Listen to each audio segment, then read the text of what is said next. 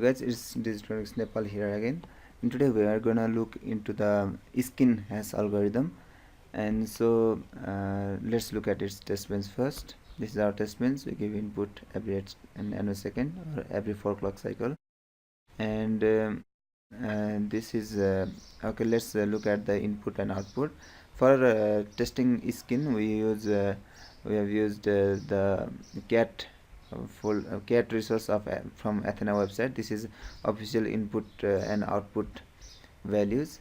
So for our purposes, let's look at 512 bit input. This is 512 bit or 200 in hexadecimal. We know from this 200, and so let me copy this, and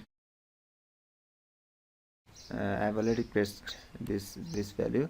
So when I simulate it, I get output here, and that is 2D F35 something, and I expect the same output here from the message number 4. This is message number 4 and this is message number 4.